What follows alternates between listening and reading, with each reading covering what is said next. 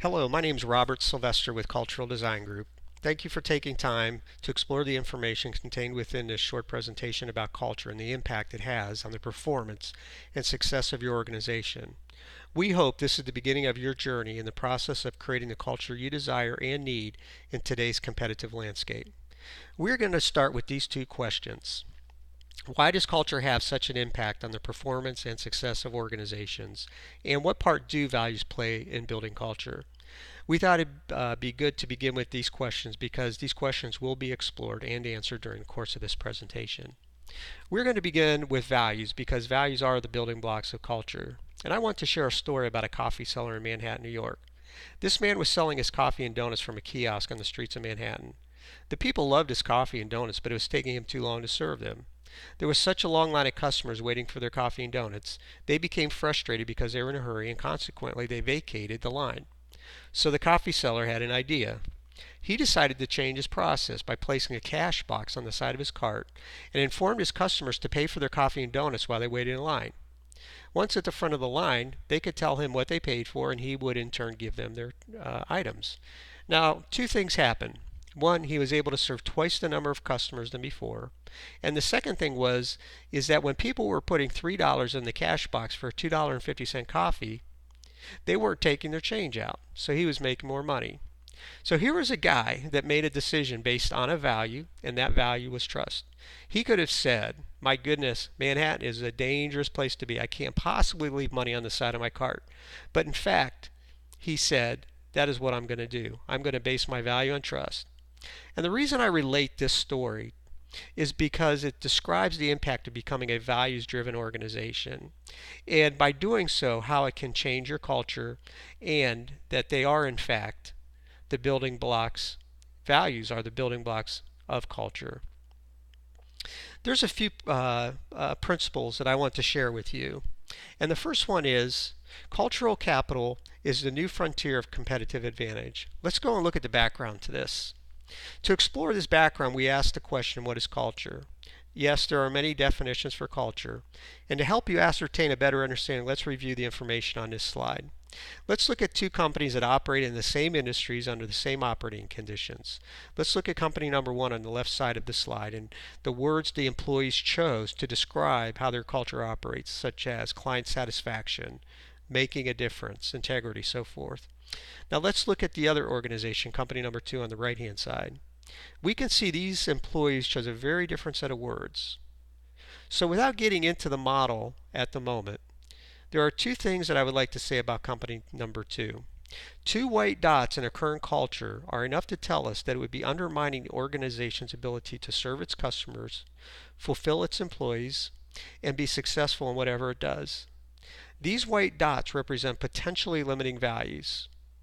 Let's look at company number one again. The characteristics I want you to notice here are the wider spread and uniform distribution of the dots. The wider spread the dots are, the more attractive the organization becomes. We define this representation as full spectrum. A full spectrum organization is more attractive to the market, is more attractive to employees, and if you look closely at the words that describe the values of each company, you will notice, and it just makes sense which company would be most successful. So how do we define successful? We look at which is better at creating and maintaining financial viability, which is better at attracting and retaining talent, which would be better in this whole area of excellence, such as in the areas of innovation, teamwork, creativity, all of which are aspects of excellence. Which organization is putting corporate social responsibility into its thinking and becoming ethical in the way it operates? And which organization will be far more likely to have the capability to operate in a rapidly changing and interconnected world? A world where partnerships and strategic alliances are becoming the norm. So yes, all of these areas are affected by your culture. And that is why culture is so important. And what sits beneath culture are the values that provide the fundamental building blocks.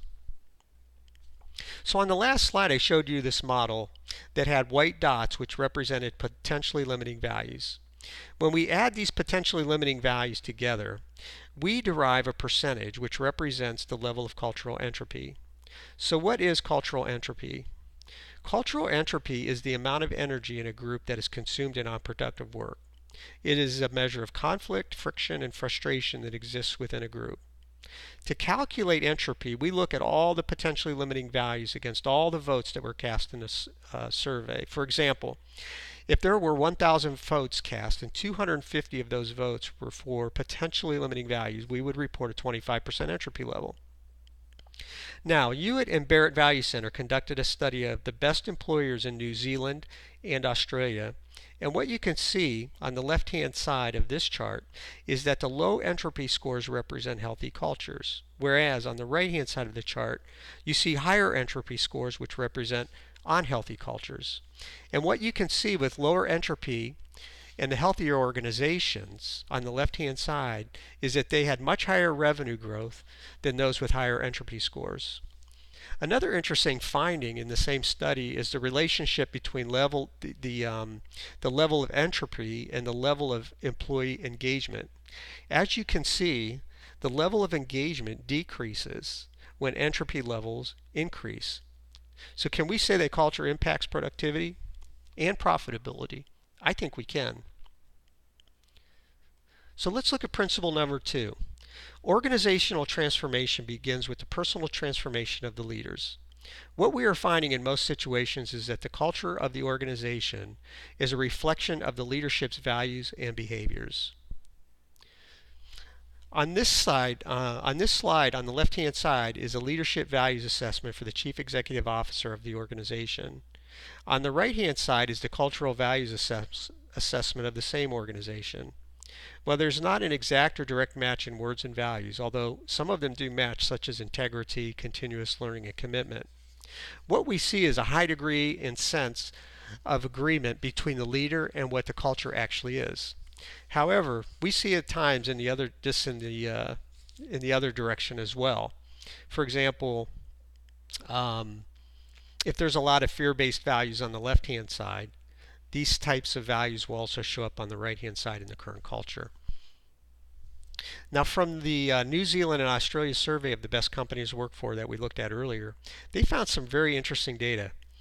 It was organizations that were at the top of their game who had the lowest entropy, the greatest alignment, the highest revenue, and profits.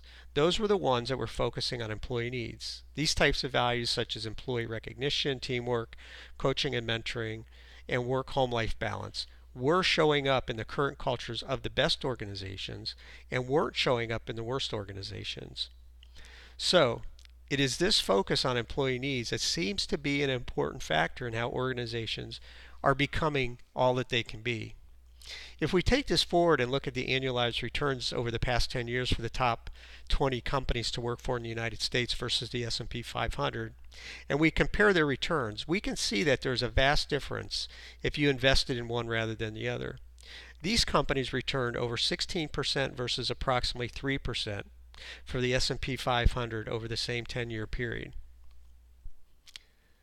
So let's look at principle number 3. Measurement matters. If you can measure it, you can manage it.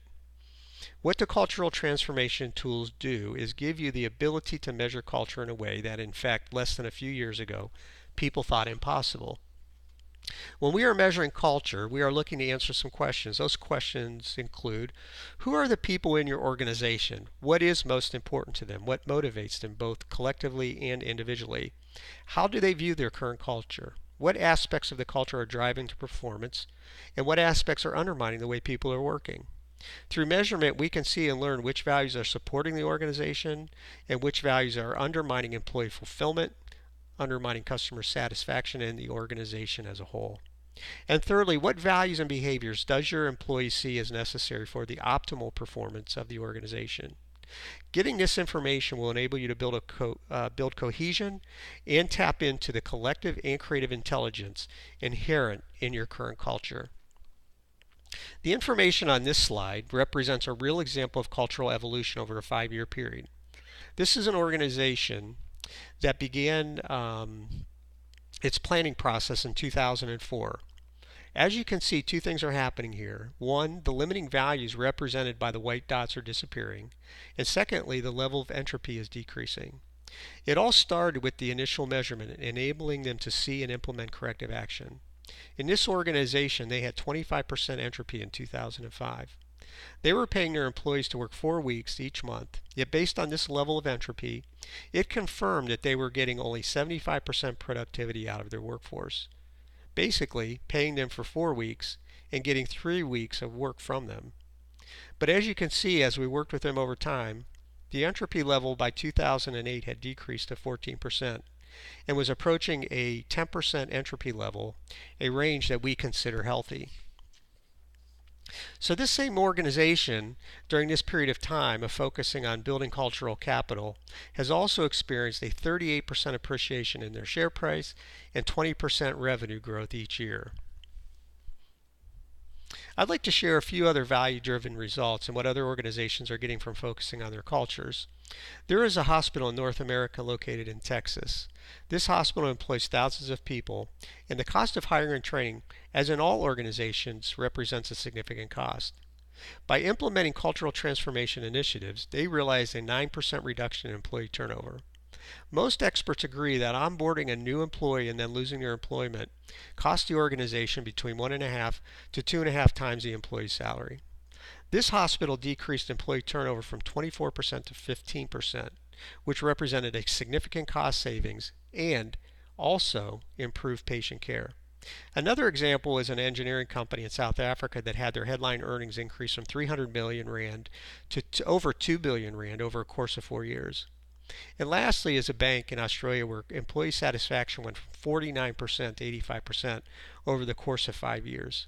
Can you imagine the impact on this organization to go from one half of its employees, to go from less than one half of its employees finding fulfillment and satisfaction to 85%? So let's get back to it. Why is culture so important? Because one, culture is a fundamental driver of operational and financial performance. Two, the culture is a reflection of the leader's values and behaviors. And three, mapping the values of your culture provides a detailed roadmap for building a sustainable high-performance organization. Of course, there's many factors to building high-performing organizations.